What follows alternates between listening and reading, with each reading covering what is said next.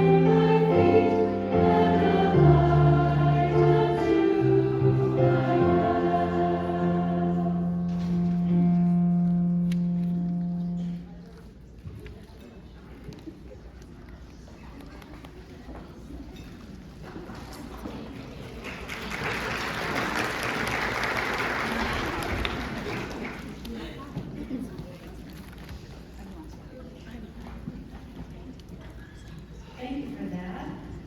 Okay, are we ready? Sarah Bradley lives in Wisconsin, but don't hold that against her. She spent her formative years in Michigan and is as a staunch Red Wings fan. She is the author or co-author of 19 books in several genres because she writes the book she wants to read. She's always in search of good coffee, local flavor diners, and recipes with fewer than 4 ingredients. She's a member at the Bridge at St. Paul's in Muskego, Wisconsin, where she often serves as the online host for their live stream services. So, if you want to worship in your pajamas from your couch, go talk to her about this. She's a mom, a wife, a former teacher, and a lifelong Lutheran. Please join me in welcoming Sarah Bradley.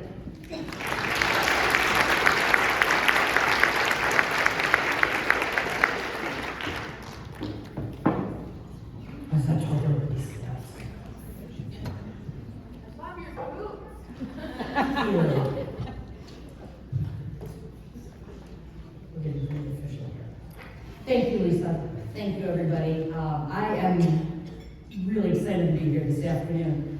My name is Sarah Bradley. I am a member at the Bridge at St. Paul's in Muskego, and this afternoon I have been asked to speak about growing up Lutheran. Now, some of you are probably wondering why I was asked. I don't look particularly grown up, and I don't look particularly Lutheran. I mean, can Lutherans even pull off looks like this? I mean, if I step out in the sun, I look like something from a Stephanie Meyer novel. Okay, somebody got that.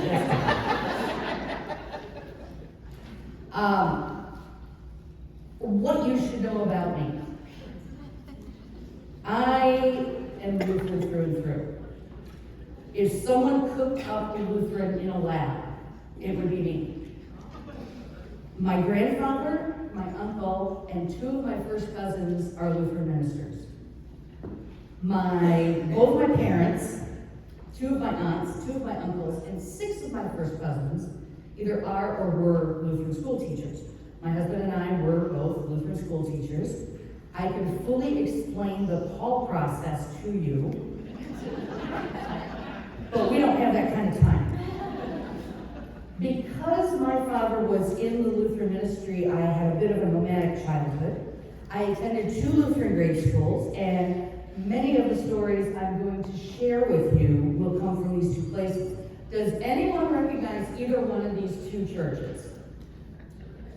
I was going to say, somebody should recognize Burton. It's changed a lot, though. I drove past it or looked it up online, and it's a completely different building. The thing about growing up at Good Shepherd in Burton in the 70s when I did, my dad was the principal, the upper grades teacher, and the gym teacher. And something you need to know about that school at that time, they didn't have a gym. And they also had no budget for gym class. So my dad was a very, creative guy in his own way. He divvied up the school into 3 teams, K to 8.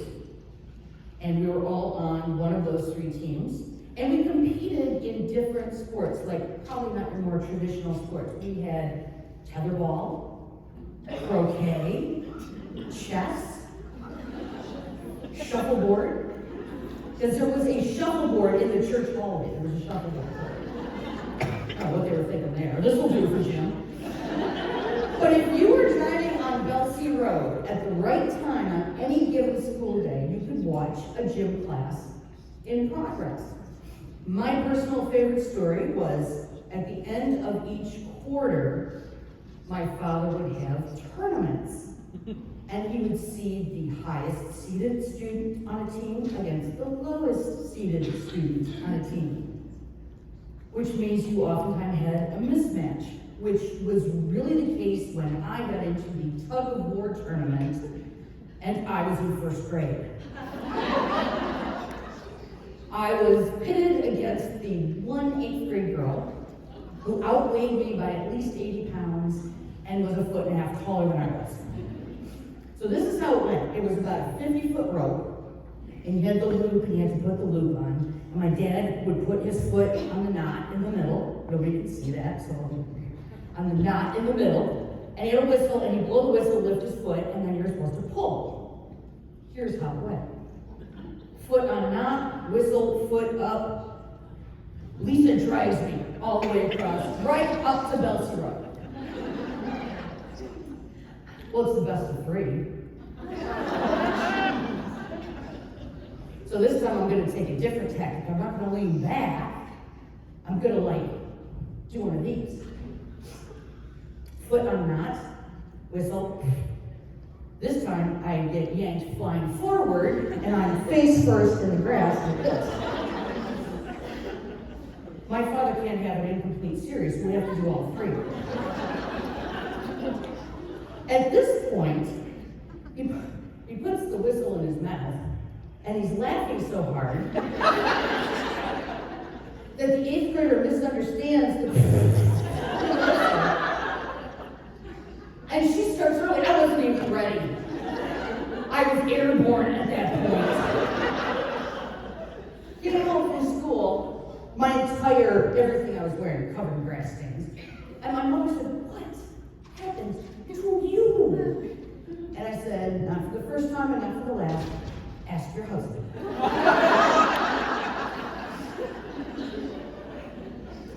I went to 2 Lutheran high schools and MLC, and if I had been allowed to at the time, because we had 2 colleges in the Wells, I probably would have attended both just to keep the string alive. I did teach at a Wells school, which is where I met Mary Mitchell. Is Mary? Where's Mary? Stand up, Mary. Thank you. She's the reason I'm here. She convinced the committee that I wasn't horrible. But I taught at Lola Park in Redford, Michigan, which the school closed some time ago. I understand the church just closed. So I'm very sad, but I'd like to point out I had nothing to do with breaking it. I am currently a member at a Wells church, kind of. The bridge at St. Paul. St. Paul's Muskego is a very large congregation that is very outward looking, which is weird for Wisconsin Synod churches in Wisconsin. We like to just kind of hide. Wow, we got cold in here. Okay.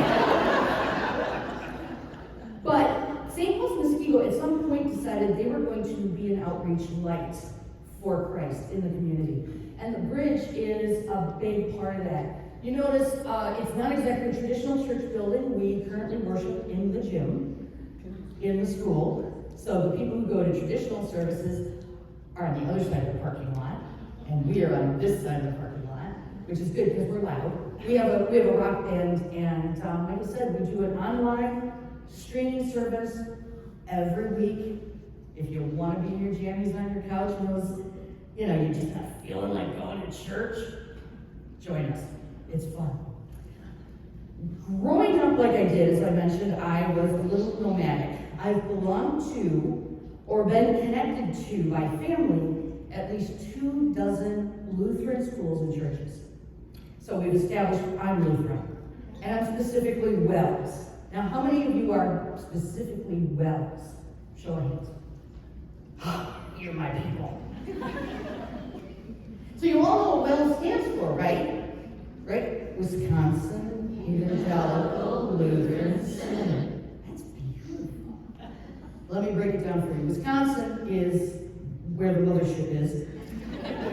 Evangelical is just a big word that means nice. Lutheran is a word that, people who eat potluck. And synod is just another word for group that's extra fancy. So, but what Wells really stands for is we enjoy looking serious.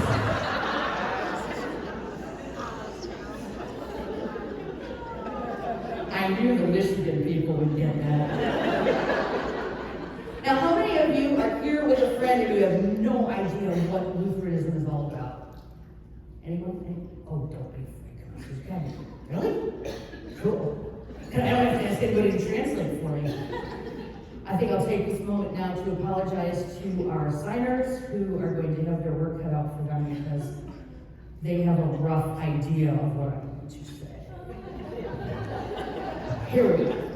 All right, now is the time when I'm going to give you a complete, although perhaps not altogether true, history of Lutherans. In the beginning. I'm not going back that far. First, there was Martin Luther, the father of the Reformation. Fun fact. Luther married a nun and doubled the size of the Lutheran church. And today, marriage is still one of the number one reasons for people to convert. The other big reason is the potlucks. Martin Luther was big on music. He invented 4-part harmony. Everybody knows that, right? Oh, yeah. Now, it's why we have junior choirs, and every church has like at least one choir, and there's always half a dozen organists, or at least somebody who can play the piano almost well. I played organ very briefly at Bolo Park. I would kick off every Sunday I had to play by throwing up, which should tell you my organ playing days were not very long. Now, what did they do before Luther invented 4-part harmony? Well, the Catholics did a lot of chanting. And the disciples, they sang a song in the upper room. And of course, they sang really raucous sea shanties because they were boatmen. Really, that's it? That's all? Can everybody read that? Yeah. Laugh while you're doing that, all right. The music in the Lutheran Church really reached its pinnacle when that rock star of all Lutheran music, J.S. Bach, came along. His music is the soundtrack for Lutherans. I mean, come on, Sheep May Safely Grace, who doesn't rock up to that? I think it's the only music that's fully allowed in Wisconsin, where we do everything exactly right, because it's the mothership. Yeah, right. Okay, there's another father of Lutheranism, and it's this guy. Eugene Sullivan, there we go, inventor of the Pyrex baking dish, and the father of the Lutheran pie. Show of hands, how many of you right now have 2 cans of cream of something soup and a Pyrex bowl in your house, just in case? Like I said, my people. My people. Potlucks were a big part of my life. Casseroles were a huge part of my life. However, my mom never made a casserole to take to a potluck. She had a different plan. We didn't have dessert because my mom has been on a quest since the dawn of time to get my dad to lose weight. So we never had a dessert for meals. But when there was a potluck, she'd make her apple cake. Now, if you have a recipe for apple cake, you know a couple of things. Number one, it's very delicious. But also, it is not an attractive dessert. It's kind of brown, but not in a heavy chocolate way. It's brown in that unsettling, like maybe they forgot some ingredients way. And then it's got apples in it, which are kind of dried and shriveled up, and they don't look great. So she would take that to the potluck. Nobody would eat a piece out of it. And we had dessert for the week. Except for one time. One time, she took the cake and she was behind the line, behind a lady who was taking a piece of her cake. What are you doing? That's one less for my husband. But the lady said, my mom said, oh, that's really nice, you're taking that. So you know what that is, you tasted it, do you like it? The lady said, I don't know, but I always feel bad for people who bring something and nobody takes it for their food. So I always take a piece. We were one piece short that week. Now, of course, no potluck is complete without a Jell-O salad. What was going on in the 60s and 70s with Jell-O? Why was I able to find this picture? My grandmother had brass Jell-O molds that she didn't use. She hung on her wall. Now, one looked kind of like that shape. The other one is shaped like a fish. Who's making Jell-O in the shape of a fish? The worst one I ever saw in real life, and again, church potluck, probably an Easter breakfast, because, why wouldn't you do this for Easter? It was a lime Jell-O base with shredded carrots, I didn't guess. Raisins and cottage cheese. Because when you think of our risen Savior, you think of cottage cheese and lime jello together. That's exactly what Mary Magdalene was going to eat that day.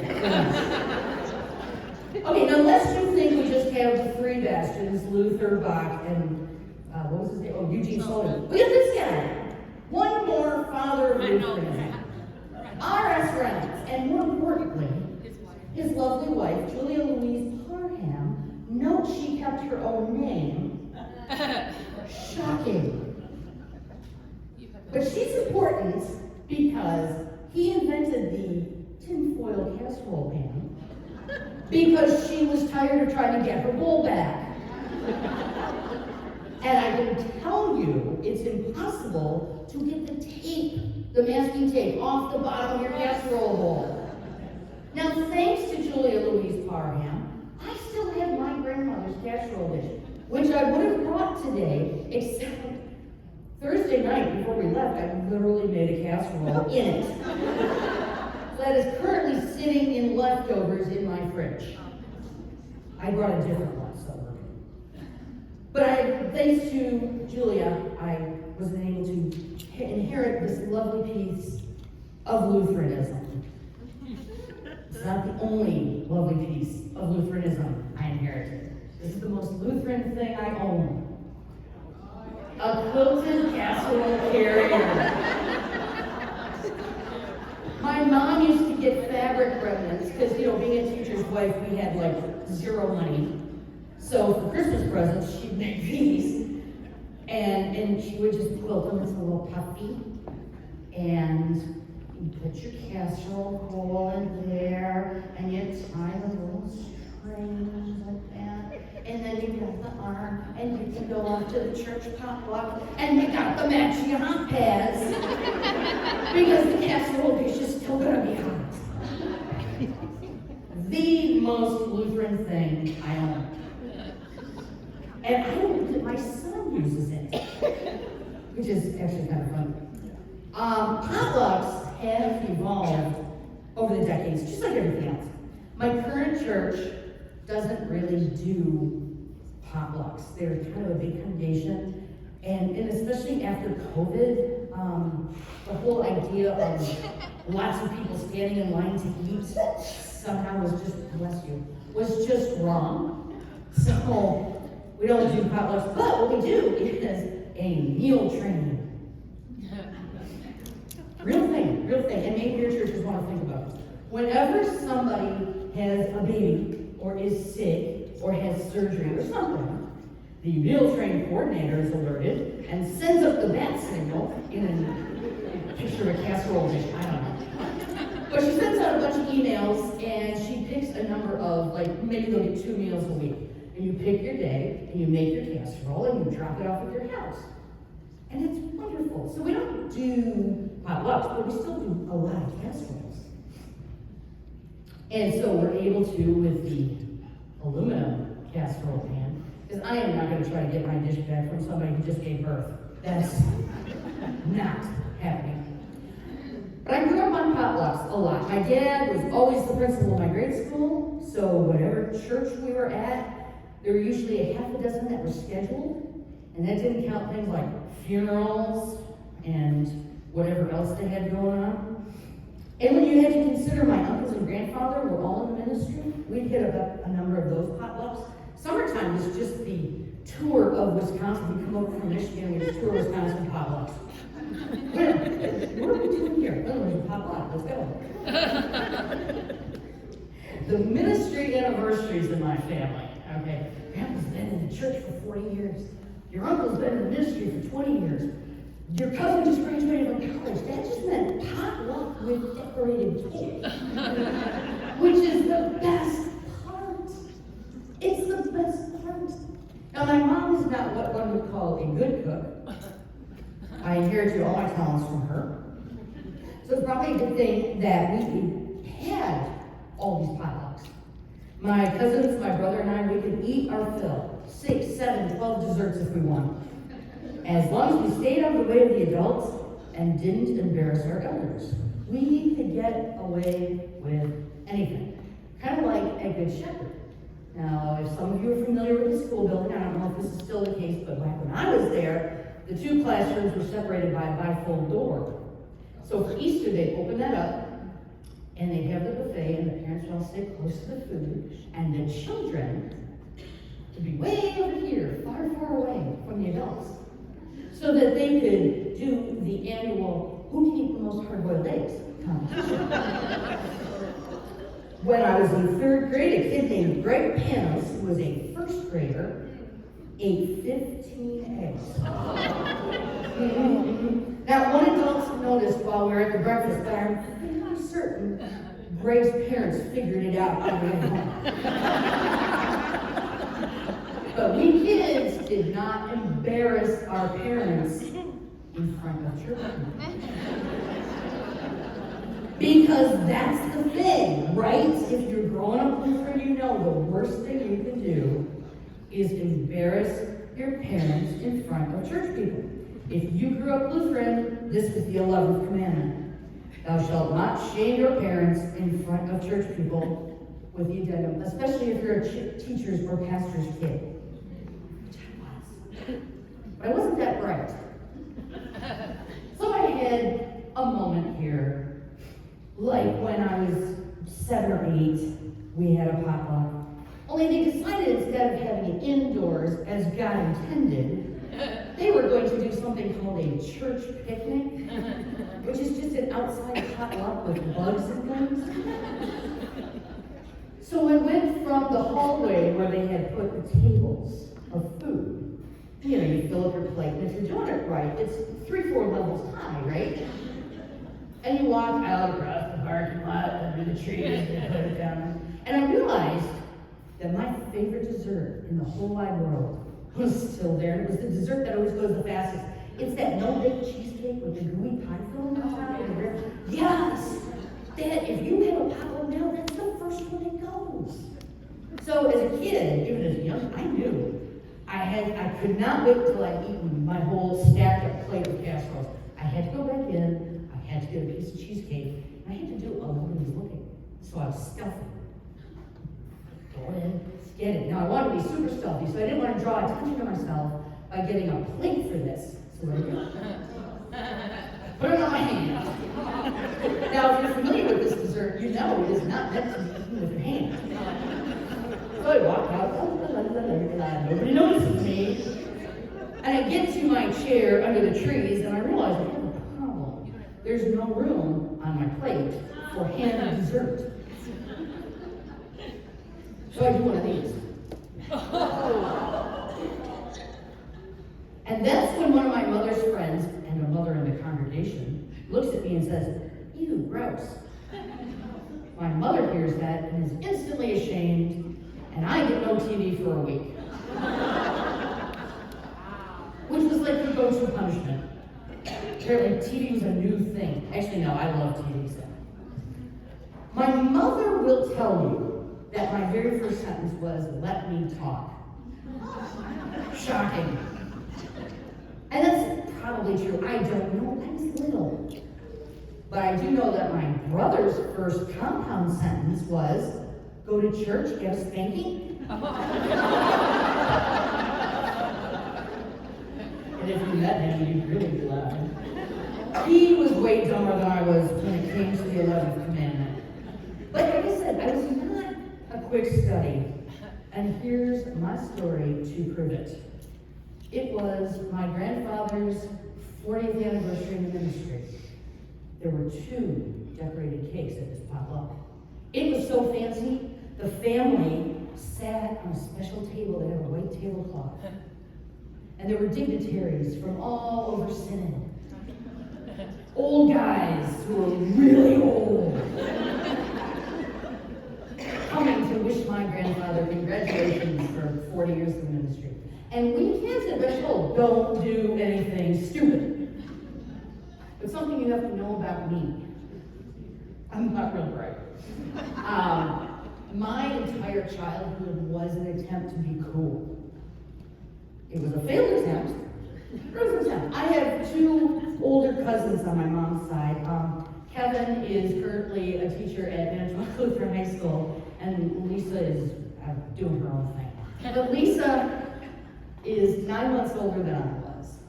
And so I thought she was just the coolest. I wanted to be like her. She had to wear a three-piece swimsuit, and I was still in a one-piece. When we were like 9. I thought she was just so cool. So I wanted to always try to impress her. So here's how I went about it at my grandfather's 40th anniversary in the ministry.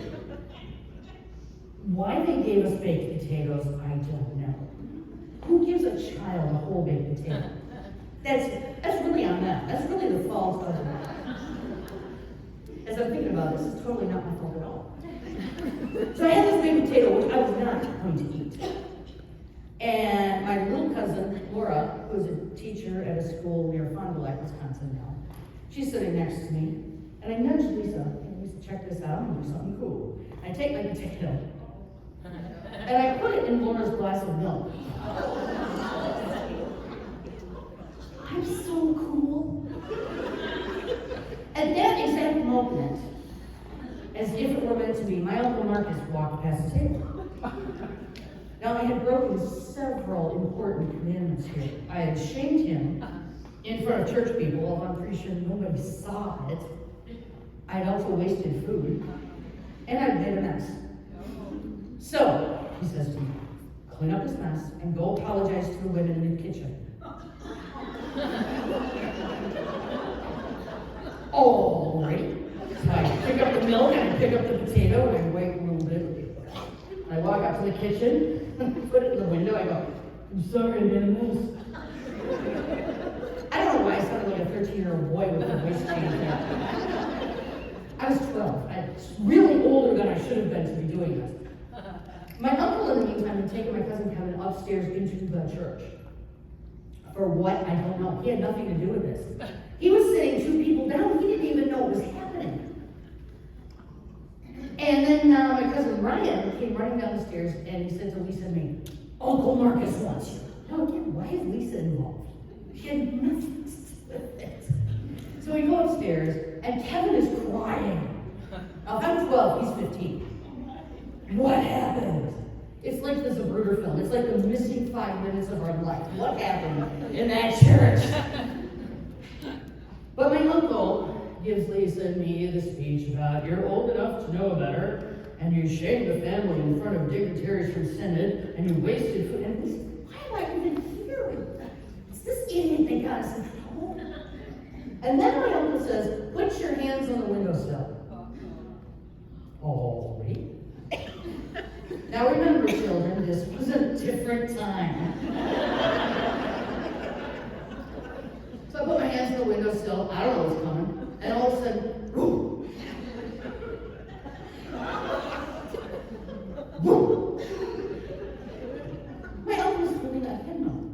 I'm getting hymnaled! I don't know what he was expecting as a response from me, but giggling wasn't it. He gets done with me and he giggles Lisa. Why? Again, she had nothing to do with it. And he says, I hope you've learned your lesson. And he goes downstairs. And Lisa and I are like, we just got hymnaled. What? My mother didn't hear that story until we were adults. And then she got very upset with her brother. Because he had spanked her child. She would have done just a fine job on her own. She didn't need his help. Now, it's a good thing I got hymnaled when I did. Because our hymnal has gone through a bit of an evolution. This was the 1927 version of my grandfather's hymnal. 300 hymns, 7.4 ounces. Yeah, I waited. And you notice, I want you to just take note, make a little mental note. His name is engraved in gold, Harris F. Schultz. Okay? That's the first hymnal, and this is what it sounds like when it hits the ground.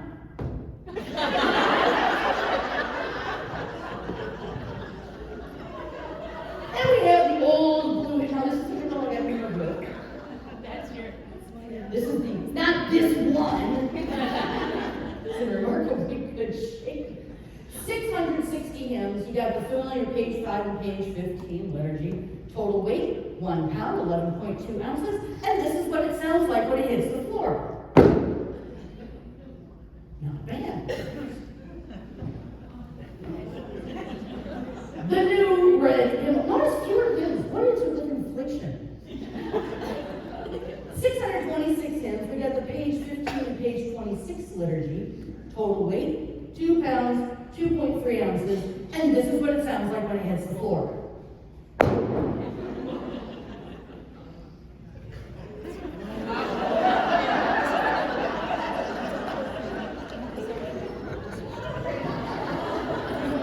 And 657 hymns. Again, not as many as the old hymnal.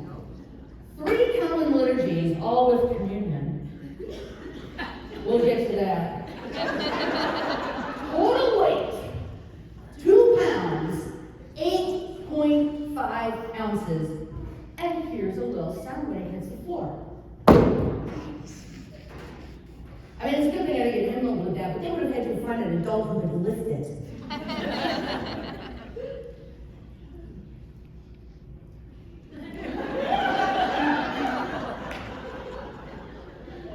Yes, we practiced. We did practice. Now here we've got side by side. That is my yoga mat and bat. I don't use it for yoga. Fun fact, the new Christian worship is larger and has larger print, which is great for aging members. However, it's way heavier. And so the members can't carry it. And also, none of these are my hymnals, so if you run across anybody from Christ in Pewaukee, don't tell them I did this.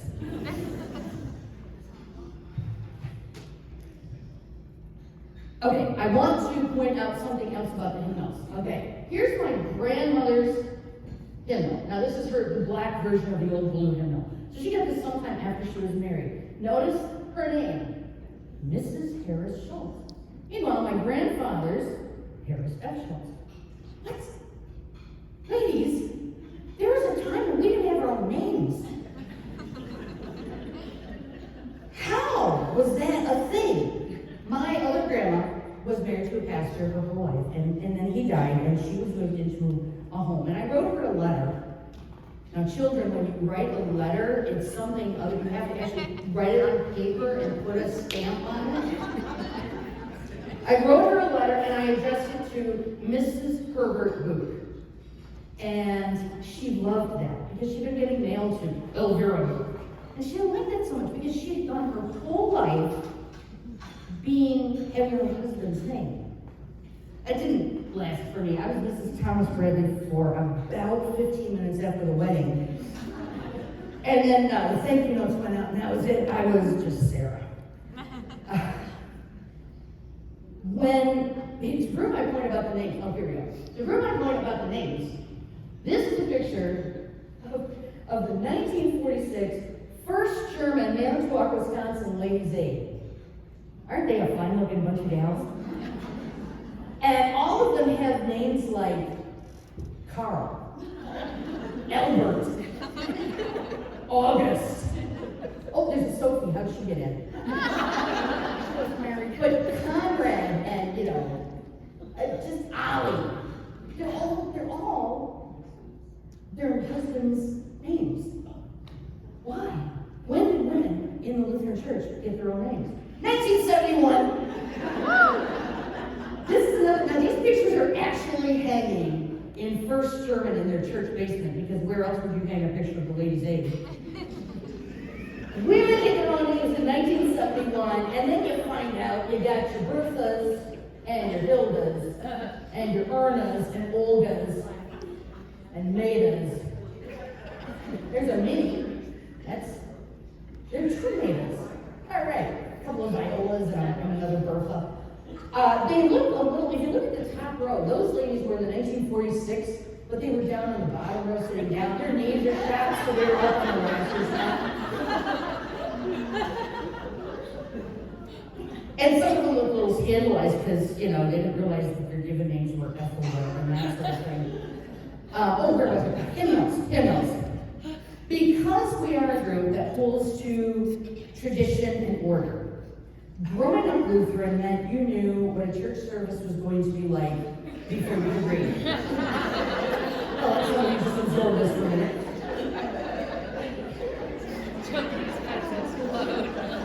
If you are the parent of young children, you know that every child knows there's a start, a starting hymn, and a closing hymn. And what kids don't know is what's in between. How many hymns are in between? So if you have small children, your worship might sound something like this. How many more songs? 3. Was that a song? No, that was a liturgy. Was that a song? No, that was a song. What is it with the Psalms? I didn't grow up with Psalms. There are Psalms that you sing in the old blue hymnal. Seriously, not part of my growing up. So when I had children and they grew up with the red hymnal, I had to explain this whole new song that wasn't a song. And then you get the ones that have the 3 verses instead of the 2 verses. Okay, that joke landed a lot harder when I had the guy who actually wrote the songs in the room. I did this for the Synodical Christmas party one year, and they were working on the really heavy one, and you're like, you know, he's making this guy's making the songs longer, blame him. So I do. And when we kids walked into church, we always knew the service was going to be longer if you saw the liturgy. So we'd walk in page 5, not page 15, because page 5 is the regular service, page 15 was communion. Page 5. And then my kids were walking up, page 15, not page 26. Now the new blue hymnal, I gotta be honest with you, I don't know. My church, well, the Bridge, doesn't use a hymnal. How many of you have the new blue hymnal in your church? Oh, I'm so sorry. My dad is the most Lutheran person I know, and he doesn't like it, so. You have 3 standard services, all of which can be used for communion, which means the children don't know walking in how long church is going to be until we see the creed. Why do we do the longer creed on a communion Sunday? Who decided that? You know, short service, Apostles' Creed. I believe God the Father Almighty, make him come to earth. But then there's that one Sunday a year.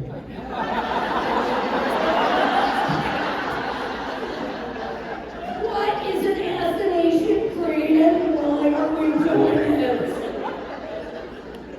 I clearly remember saying this out loud at church to my mother, who looked down at me in that way that you know, oh, I am so good at thinking, but I don't know. That's when I became very aware of when Trinity Sunday was. Because that's when you went on your flu as a kid. How many of you do the full Athanasian Creed for Trinity Sunday?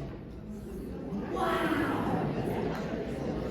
Again, let me invite you to the online service at the Bridge. It'll change your life. I don't know who the Athanasius guy is. I didn't do that kind of research, but he definitely gave us children. Kids want church to go fast. Come on, kids want church to go fast. Growing up Lutheran meant that church was not what one would call entertaining. It was orderly. It was the same. We had the same pastor. Every church I went to, we had one pastor. He did it exactly the same. There was never a change except for communion, which was longer, and then on Trinity Sunday we had the Athanasian Creed. When our pastor would go on vacation, we'd get the retired guys who were old and boring, and they had a lot to say because they hadn't been preaching on the regular. But there was one guy, Pastor Stroshine. Pastor Stroshine, who's probably gone to heaven by now. Boy, I hope he's coming. Old when I was a kid. Pastor Stroshine would get us in and out of church in 40 minutes. Unheard of. He was fast. He did the liturgy fast. the organist, he sang faster than the organist. We were going to go at his pace. Whether the organist liked it or not. He did the service fast, and we were all a little out of breath after one of the services, but we kids loved it. I don't know where we were going to go or do after church. It's not like we had cable. But we'd walk in and we'd see him, and we'd like high-five each other. Yes! Schulstein in the house. Pastor Schulstein was about as entertaining as church got when I was a kid. Mostly, it was about repetition, tradition, practice. Nothing surprising or shocking ever happened in church, except this one time when this lady came out, went up to communion, came back down, sat down in front of me, and died. What? That's not the funny part. I mean, this was at St. John's Montello. The average age of the member at St. John's Montello was about 77. Their mother's room didn't have a changing table, it had a stretcher.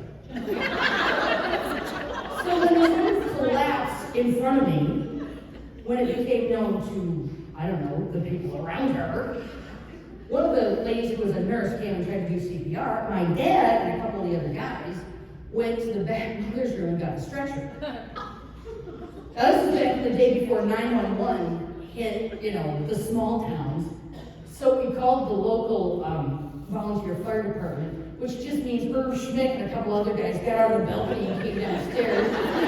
I was sort of like, what you got going on? Is that lady? All right.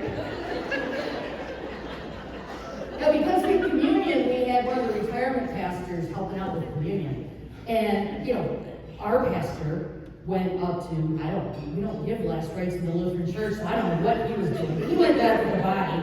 And old Pastor Bronsman, he's standing there, kind of looking, do we keep going? What do we do?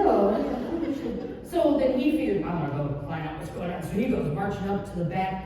I say marching up to the back because the church was sloped like this. So you were actually walking uphill to get out. And then had to walk down a whole bunch of steps. We were not ADA compliant that day. But he went up, and one of the sounds I remember from my childhood was all the change that was in his pocket as he's hustling up. Ching, ching, ching, ching. The other thing I remember is the pastor's wife, and we'll get to her in a minute. She was a different cat. She was playing organ, and the organ in this church was in the balcony, but it was also backwards. So she had a mirror right there. And when my dad played, he put the bench on blocks, which put him up over the balcony railing. And we were always just waiting for an organist just to come flying out of the balcony. But she, instead of playing, I don't know, Sheep Me Safely Graze or something, keep things calm. No, she came downstairs and went through the woman's purse. I'd like to think she was just looking for ID. But Lutheran pastors and teachers didn't as opposed to the grand life of leisure they're being paid now. Since that day, and I have since that day, it's not like I expect somebody to drop dead in front of me. There's always that chance. And one other thing, my brother, who was probably 6 at the time, ran out. So this is a church that is excused before communion, and every other kid got to go home. Now it's way to sit through communion. I don't know why. But we get home and my brother calls everybody. Were you in church? Oh, did you miss it?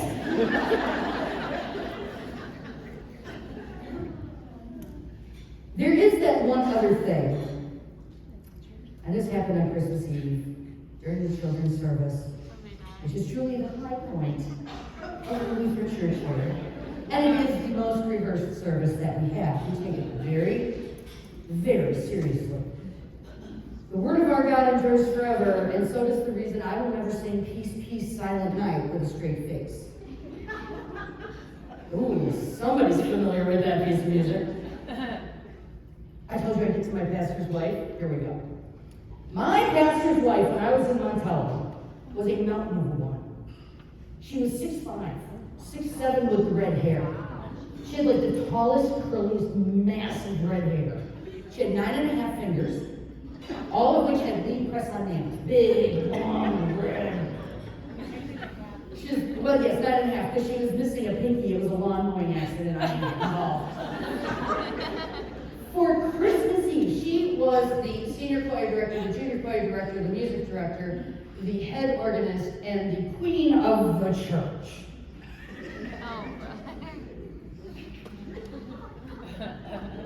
Man is the head, woman is the neck. That's what she was a big girl. For Christmas Eve, she would direct in one of two outfits, either a long, flowing white sparkly gown, or a long, flowing black sparkly gown. I don't know where she got all that material from, because fabric stores didn't have that much, but she was a lot. She was a lot.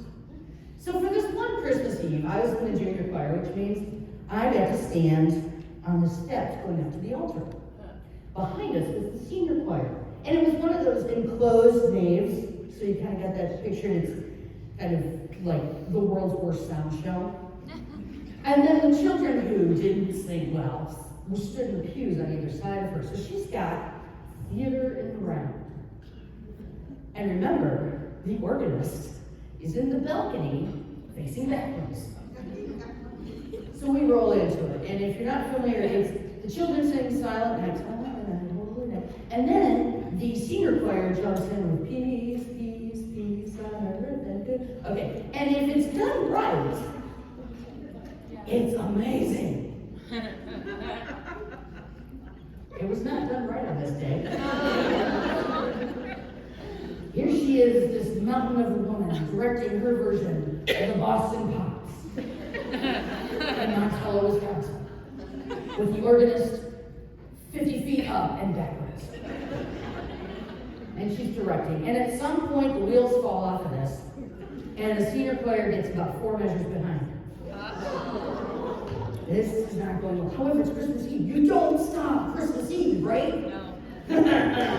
She did. She did. Stop it, truth! She shouts up through the truth. Stop. And in the back, in the nave, buried up right against the altar are the basses. Now let us all sing together. And the kids in the junior choir, stop singing, she stopped it. How do you recover from that? Here's what she did. All right, Ruth, measure 84. Now watch me. We limped to the end, and nobody, 9.5 acrylic nails. We should have gotten lashes for those poor bases, but we didn't. And that was a big deal. She stopped Christmas Eve. Oh, but none of you have that kind of story. Christmas Eve is a very, very serious business. Something else we Lutherans take seriously. Being frugal with money. I don't think you understand how these two connect, I'm going to tell you. St. John's had their 125th anniversary of being in church several years ago. This was an event that was going to be very, very big. 3 decorated cakes. So I was all in. But they decided that a regular potluck was not going to be enough. What should we do? What should we offer all the synodical dignitaries that are coming to celebrate our 125 years as a church? Chicken. We're going to barbecue chicken. We're going to barbecue a lot of chicken. But instead of getting everybody to get your Weber grill over to the church by Sunday, no. Why would we do that? When instead we can dig a big pit underneath the swings out on the playground. Put a couple of metal grates that Bob had in his auto shop over that. Grill us up some chicken. Now here's the problem. How are we getting the chicken from the swings to the school building where people will be eating it? Because that's a pretty long distance. And we can't have the ladies of the ladies' aid walking back and forth. They're old, their knees are shot. So the men folk took the lead, as they should, and this is what they came up with. We're gonna get some garbage cans from the local hardware store. Shiny new garbage cans. Come on, they're clean. It's not like they got out of garbage can. And we're gonna load that up with chicken.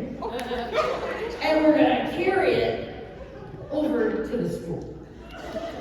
You have not lived until you've seen a couple of sweaty Lutheran, Wisconsin guys hauling 250 pounds of grilled chicken in a garbage can, 450 yards. It's a thing of beauty. But I told you this is a story about being frugal, right? So the next day, after the celebrating was done, the cakes had been eaten, and the chicken was all gone, they cleaned those suckers up and took them back to the hardware store.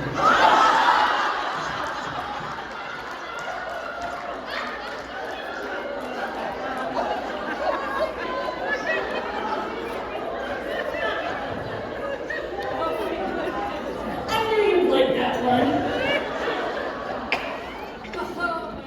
Lutherans are very much a make-it-work people. Now, making it work sometimes means thinking outside the box, like with the garbage chicken, or my wedding. Why do you think it was a disaster? All right, I see the little part contingency laughing, because they know. All right, so my wedding was held at a church that was not my home church in Manitowoc. We picked a church that my husband and I were at a potluck, and we were sitting in this church, and we said, oh, we should talk about getting married. And since we decided to talk about getting married, that's where we got married. What we didn't take into consideration was that an endless repaving project meant that all of our guests had to drive through the pastor's garage to get to the parking lot. Is there anybody here from Beautiful Savior Benton Harbor? Really? Nobody? I'm close. Well, if you see anybody, that's the pastor right there. Oh my goodness. Yeah, that's Pastor Nathan. There he is. Yep, he's a much younger cousin for me, and he was our you have bridesmaids, you have groomsmen, we had a parking attendant. When you're in the ministry, making it work goes to a whole new level. When you're in the ministry, you don't do Lutheran school teaching. You don't become a Lutheran pastor for the money. If you are, you are sorely misguided. I'm not saying my family were poor. I'm saying my grandfather was literally paid in corn and eggs at his first call. My dad, well, there were a lot of years when we had to rely on the produce that came out of our garden. Even though my mom's not a good cook, she's an excellent gardener. And we also were gifted zucchini. Zucchini every day. Not regular little tiny zucchini, beautiful dainty zucchini that you see in the store now. No, these were zucchini from outer space. They were big. They were heavy. And they were on our porch every single morning. I got to the point my dad locked the front porch so people couldn't just come and drop their zucchini off. And because my mom was not a talented cook, we ate a lot of zucchini flavored food. She was doing zucchini noodles before that was a thing. She put zucchini in bread, which I know, well, zucchini bread's really good. Not the amount of zucchini she put in it.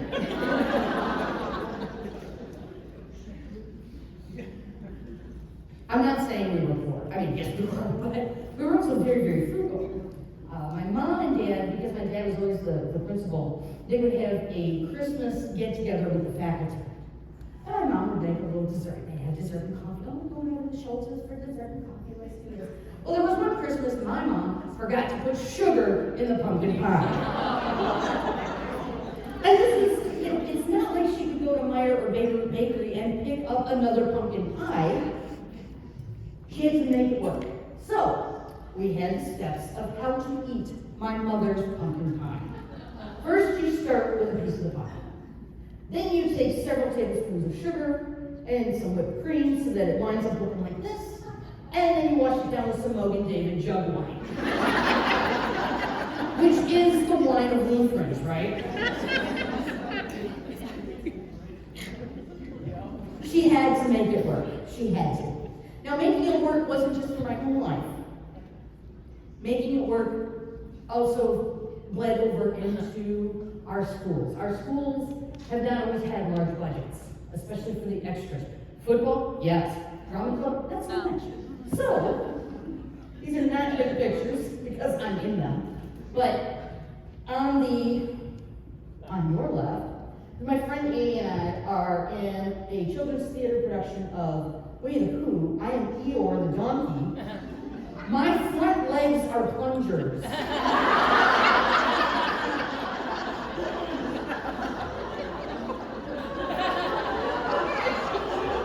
And not new ones from the hardware store either.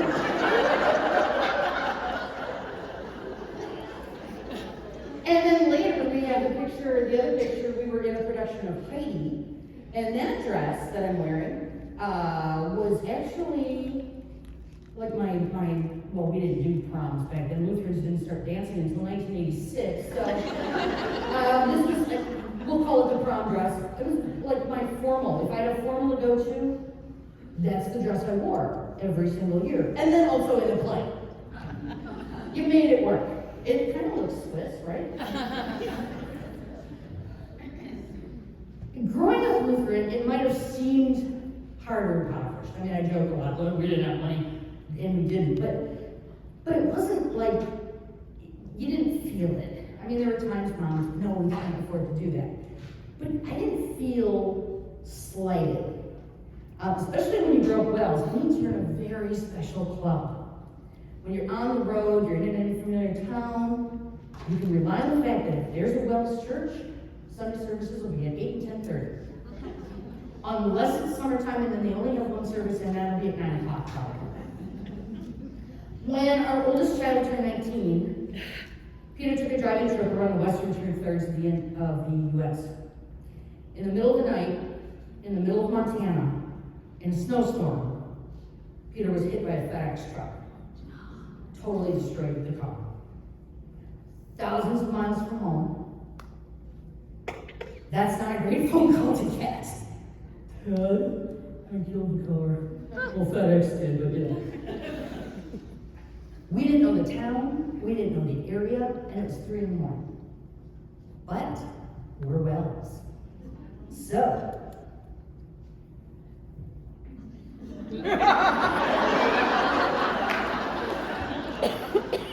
Tom looked up, where's the nearest Lutheran church to this donkey town in Montana, and he found one, and called the pastor, who was not there. He was at a youth retreat, and he was supposed to have been home by then, but he was stuck in the same snowstorm that made the accident happen.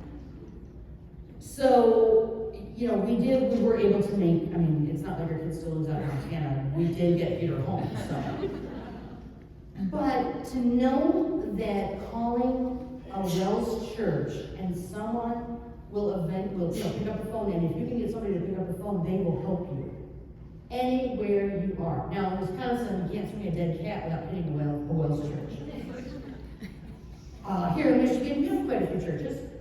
As you get further and further from the mothership, it's a little more sparse. But those churches are far more connected. They're far more together.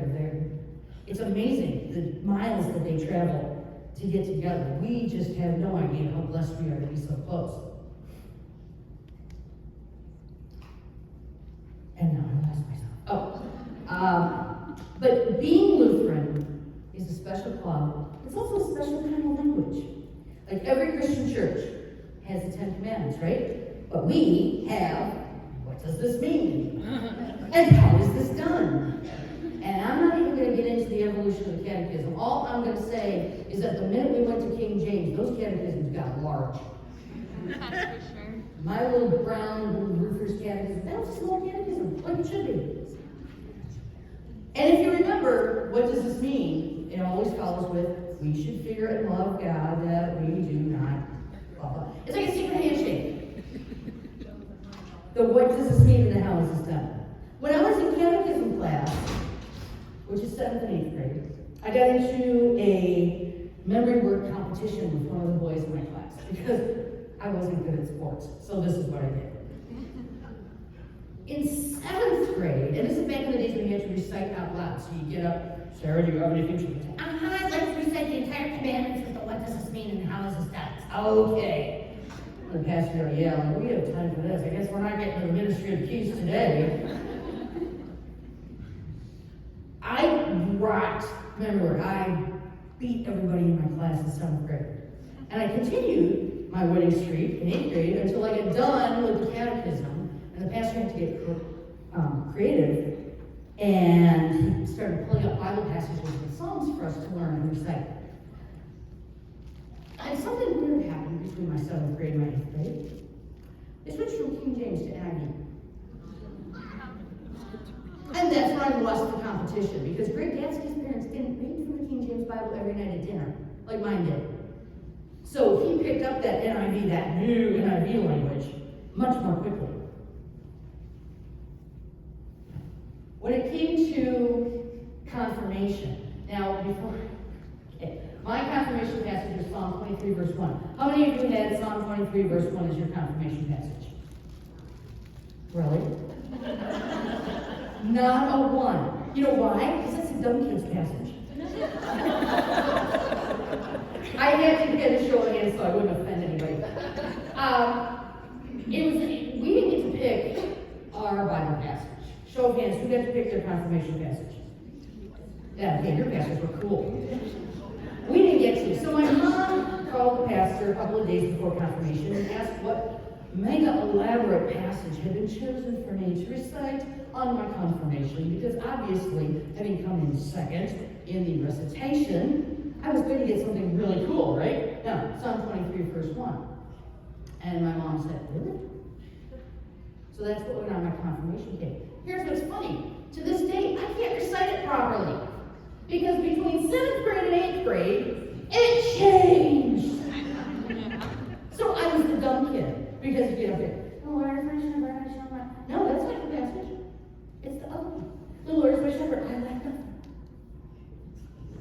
And to this day, I can't recite from Scripture properly at all. Which is just sad. And made me look even more stupid. I was a Sunday school teacher for 25 years, and I had the older kids, and if you've ever taught middle grade students, you know that 7th grade girls are as evil a creature as God ever allowed to walk the earth. They never stopped making fun of me for not being able to quote Scripture properly. Now, teaching Sunday school is where I learned a lot of things, but I learned that prayer works. Maybe not the way you expect it to. And I also know that God has a tremendous sense of humor. And here's why. In the 20 years, or the 25 years that I taught Sunday school, I was music director, which sounds way fancier than it was. Just means I can play piano, for the Sunday school for about 20 years. And we sang in church, always on Mother's Day, because why not wreck Mother's Day for me? And we were always singing first and second service. Now, getting the kids there to second service was easy, because we had them in Sunday school between services, we held them hostage until they got done singing. But getting them there for the first service was a problem. And one year we had a much smaller group than we normally had. And I'm standing there before first service, doing my hair, putting on whatever we do in the mirror. And I started praying. I said, Lord, if we could get 25 kids. That'd be easy. 25 kids. I think, we can fill the church with sound with 25 kids. And I thought about it for a minute. I said, Lord, may have overshot there. 20. Just give me 20. I can work with 20. And I finished putting on the eyeliner, crimp the hair, because it takes forever to do the hair. And I said, wait, Lord, 18. I got 18. You make it work. And as I'm leaving the bathroom, he said, now, don't lose patience, Lord. 15. Give me 15 kids. And we will sing Otherwise, we're canceling, right? So first service happens and the kids sing, and Sunday school happens, and then second service happens and the kids sing. And it's not until afterwards that I have a quiet moment and I get to go back to my Lord and go, what was that? What did you do? And God says to me, because he talks to me, he says to me, what? I said, I asked for 15 kids. Yeah, I gave you 18. Yes, but of the 18, 9 of them were under the age of 3. And of those, half of them had their dresses up over their heads. And of the other 9, only 4 of them knew the words and none of them sang. And God said, yeah, but you invited the congregation to sing along, right? And what's the purpose of the choir? To lead the congregation. So you led the congregation in praise. So you did your thing, like you were supposed to. And then I heard him laugh a little bit.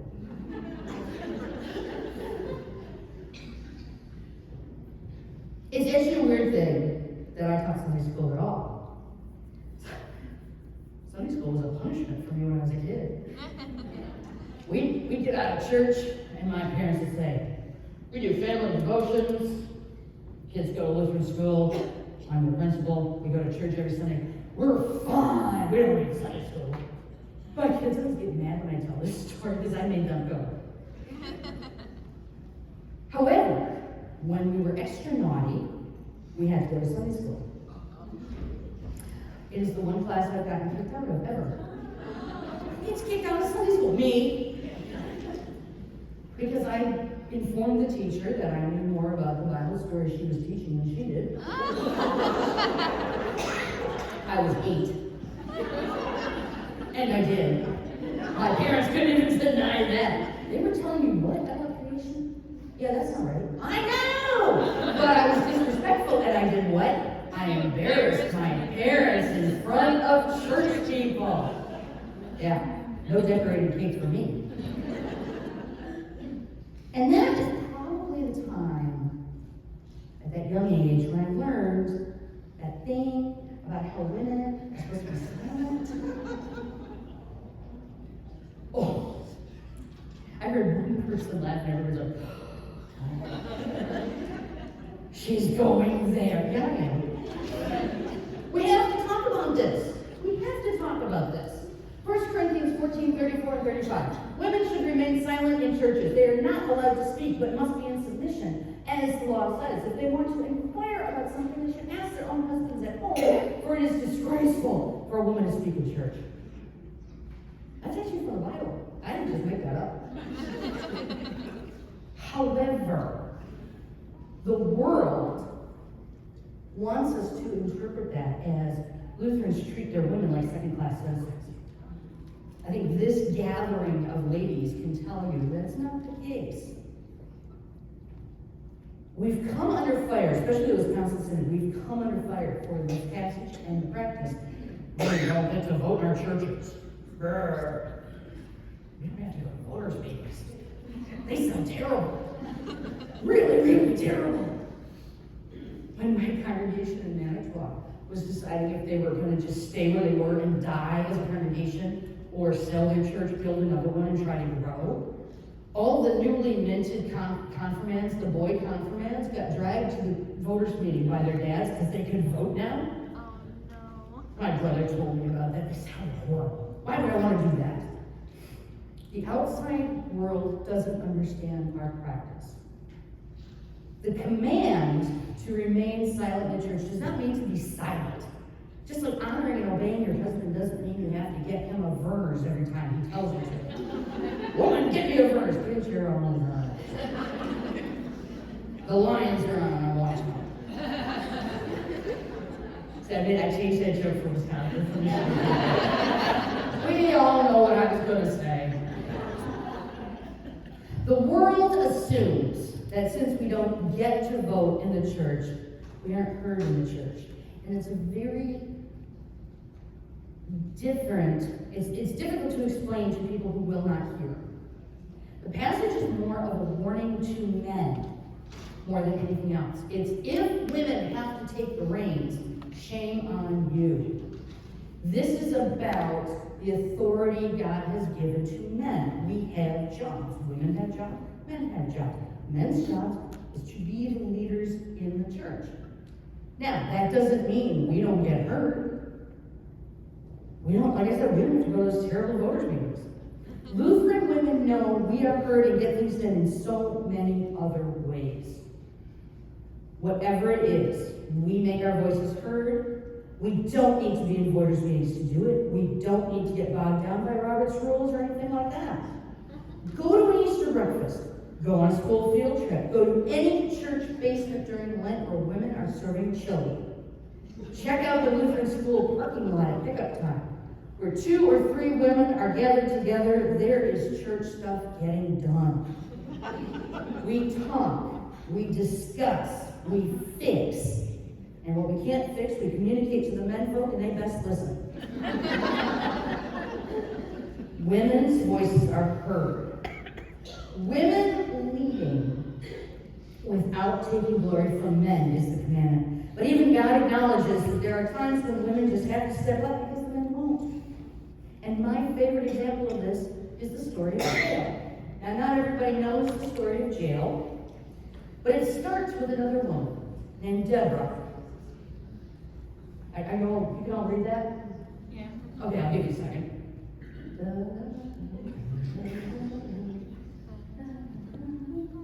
Just show of hands when you're done reading it. Good? We're good? We're good? Okay. I'll summarize. Deborah was a judge. She was a wise woman. She told Barak, who was the head of the Israelite army, go and attack Sisera. Sisera is a very, very bad man, and he is evil, wicked, mean, and nasty, and you should get rid of him. And Barak said, I don't want to fight him. He is evil, wicked, mean, and nasty. But God said so. And Barak said, well, I'm not going to go until you go with me, Deborah. You come with me, Deborah. Please go with me, Deborah. Deborah said, fine. I will come with you, but know this. Sisera is going to be dealt into the hand of a woman. Well, Barak probably figured it was going to be Deborah she was talking about. But nay, there was a Kenite housewife named Jael. Now, for those of you who don't know, the Kenites settled in the towns and cities of the northeastern Negev in an area known as, this is really clever, the Negev of the Kenites. They played an important role in the history of ancient Israel. Moses' father-in-law, Jethro, was a Kenite. So they were allies, but they were not Israelites. They were not involved in this little war that was going on. So Sisera, being the big, goober that he was, realized at some point he was losing this battle because God was on the side of the Israelites, so he was losing it. So instead of staying and fighting to the end, he ran away. And he ran away to a woman named Jael. Now he knew Jael's husband's boss. So he's tired, he's worn out, he's defeated. He knows this lady, he stops her town. And she offers him a place to rest and offers him some milk. Like a good lady should. Probably a precursor to Lutheranism. And she says, just go ahead, you go ahead and rest. You rest, Sisera. I'm going to go do some housework. She's probably going to make a casserole. I don't know, hummus casserole. I got to read this because I love this story so much. But Jael, the wife of Heber, took a tent peg and took a hammer in her hand. Then she went softly to him and drove the peg into his temple until it went down into the ground while he was lying fast asleep from weariness, so he died. Isn't that awesome? That's in the Bible. And behold, as Barak pursued Sisera, Barak the big baby, and Sisera the big, I don't know what, well, he's big corpse right now. Jael came out to meet him and said, come, I will show you the man you are seeking. And he entered her tent with her, and behold, Sisera lay dead with the tent peg in his temple. She didn't even clean it up. I gotta love that. Now, I love this picture because this is the Lutheran version of Jael. She's a little soft, a little squishy. You notice the really pleasant expression on her face.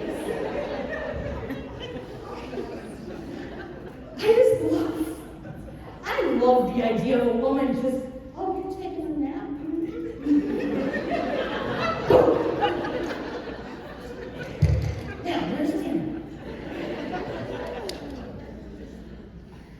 Jill's not the only woman in the Bible. There are so many.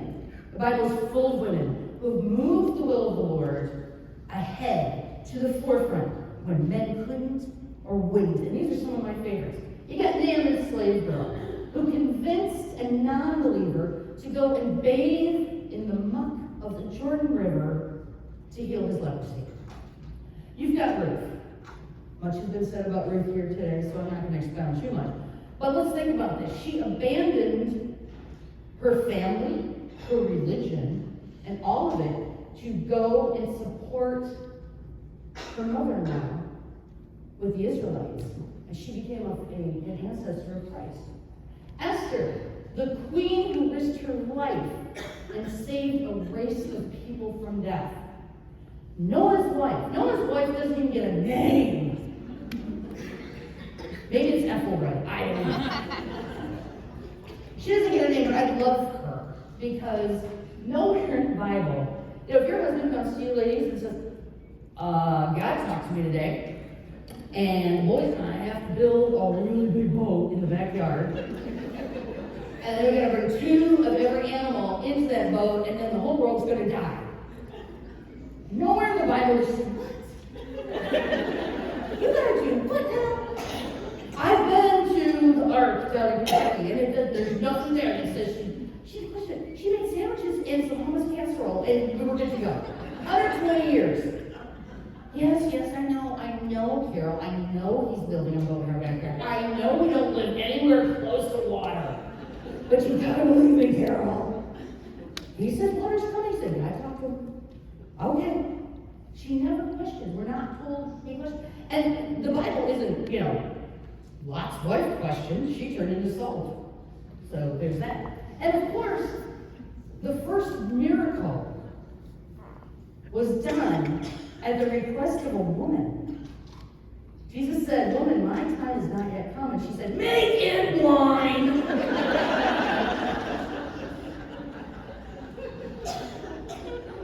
Yes, Mom. Women have always led the way in our own way. Maybe it hasn't always worked out exactly great. Like, when Eve didn't make casserole for dinner one night. See, that joke lands in Michigan. That did not play in Wisconsin. Maybe it seems a little weird to get to where we need to be, like with Mary, the pregnant teenager. Okay, that landed much better in Wisconsin. But we godly women have not been silent, not since the beginning of time. We've gotten the message out. We've gotten our work done. Now, yeah, we've maybe done it quietly. We've done it in a less than public way. We've done it with every casserole or apple cake or jello mold we've made. We speak to each other. We reach out to our neighbors. We make sure that the spot next to us is open for someone else. Or if our coats are there, we move the coats. We shove them under the pew in front of us. We also know there's a way to let people into a pew, right? Everybody knows how you let someone into a pew. It's like a gate. If somebody's walking in from this side, you turn your knees this way. As somebody's walking in this way, you turn. There are people who don't know that, and I have tripped over many of them. We serve coffee and donuts and chili, and we decorate tables with colored eggs for schools. We serve hot lunch. We help correct spelling tests. We're reading buddies for the slow learners. We check head lice after Christmas break. Yes, that's a thing. I did it for a lot of years. Can I see the sign for head lice again?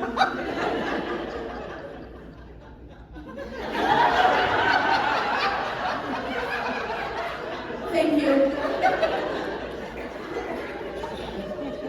Do you still need convincing that we're not second-class citizens? Take a look at this picture. Jesus sought so much of women. Yeah, we're created second, but he appeared to one first after he rose from the dead. And I think that speaks volumes. My point is, anyone who says the Wells Lutheran Church treats their women like second-class citizens has never looked closely. And they don't want to maybe. We've come a long way from having our husbands' names on our hymnals. And every day we move forward, we become, within the boundaries of God's commands, more visible, more vocal, more helpful, all to the glory of God. The grass withers and the flowers fall, but the word of our Lord endures forever. Say it with me. This is most certainly true. She's not talking yet. 2 more songs. This has been a joy and a privilege. Thank you so much.